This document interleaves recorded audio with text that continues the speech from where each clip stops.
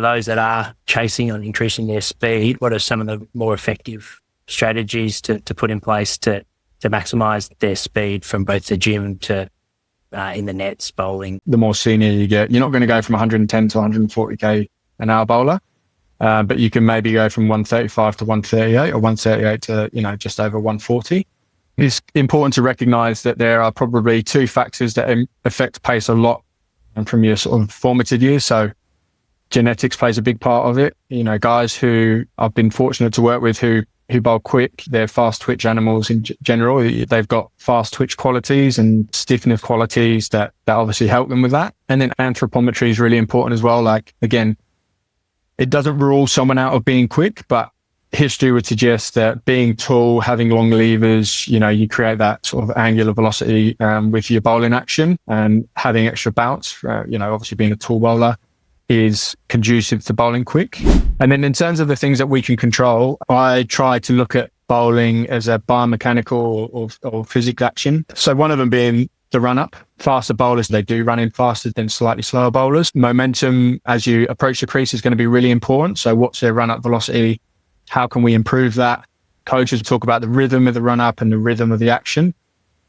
Now, when I think of the rhythm of the action or the run up, I'm looking at, I transfer that to running economy and how can we improve their running economy and rhythm. I think, working on what that looks like to make sure that all energy is going towards the target rather than what you'd call leaking energy, where energy is going sort of potentially sidewards. What are some of the common mitigation sort of strategies to help prolong a fast bowler's sort of career and reducing injury? 3 key injuries that bowlers get are hamstring strains, stress fractures of the lumbar spine, and side strains. The biggest time loss injury is a stress fracture. If you get a lumbar stress fracture, it's 6 to 9, even longer out of the game. So I think load management is the one thing that stood the test of time in pace bowling in terms of trying to reduce the risk of stress fractures. So how many balls you're bowling per session, how many times a week, what your rest days in between. And at a junior age, when you're going through growth spurts, you're going through, maturation changes, bone density can naturally waver and fluctuate. So you've got to be really careful of how often you bowl and how much you bowl through those early years. And the more you can manage correctly through those periods, the less likely you are to get bone stress or a stress fracture. What does their sort of energy system development look like? Is it a lot of short, more high intensity efforts like perhaps maybe an aero player might do? It's kind of individual. Older athletes, it might look slightly different. Naturally, repeat effort, MAS, ASR type running intervals are very common and very popular in cricket, just to match the sort of type of demands that the bowlers have to do. I think when I think of sort of that aerobic development, there's still a place and there's still a lot more running, longer duration running that happens, especially in pre-season periods. We're still trying to influence cardiovascular physiology, which longer duration running or longer duration bike work, depending on the individual. And then as we get closer to the season and certainly in and around competition, those efforts become a lot more intermittent in nature to match the demands of cricket.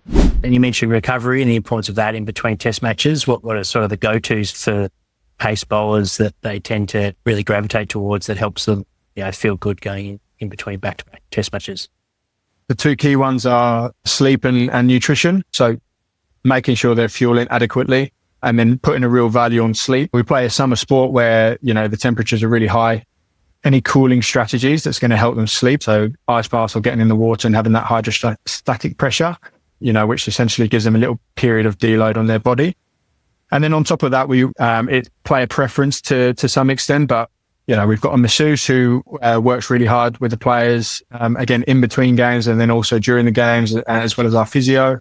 And then we've also got, recovery boots, Normatec, which can have an impact. But, the key fundamentals are reducing core temperature, nutrition and sleep.